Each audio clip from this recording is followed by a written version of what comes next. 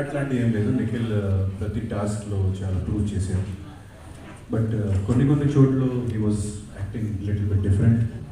అంటే ఒక చోట్ల ఒక మాట, వేరే చోట్ల వేరే మాట, సేమ్ టాపిక్ గురించి. సో అది ఒక చిన్న మైనస్ పాయింట్ కూడా ఉంది. నిఖిల్ గారు ఫస్ట్ సోనియాతో పులిహోర కలిపారు, ఇప్పుడు మళ్ళీ యష్మి అంటున్నారు. సో ఎంతవరకు కరెక్ట్? అది నేను అన్ని ఎపిసోడ్స్ చూసిన తర్వాత నేను చెప్పాను.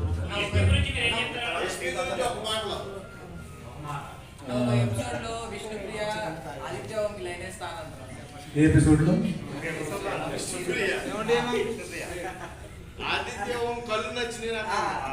ఎవరు చెప్పారు?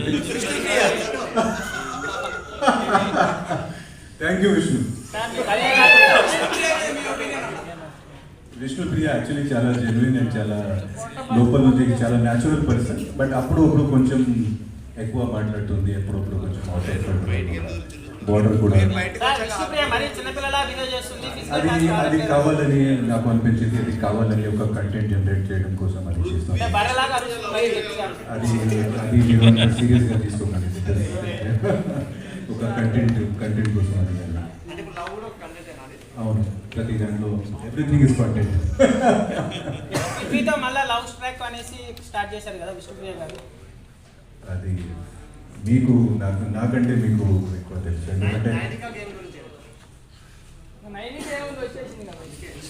నైన్కి వచ్చింది కదా, రేపు మళ్ళీ ఇదే టైంకి అక్కడ తెలియదు. సేఫ్ ఆన్సర్స్ మొత్తం సేఫ్ ఆన్సర్స్ చేస్తున్నారు sir. Camera officer big boss ఆడితే ఎలా అవుతుంది? సేఫ్ ఆన్సర్స్ మొత్తం సేఫ్ ఆన్సర్స్.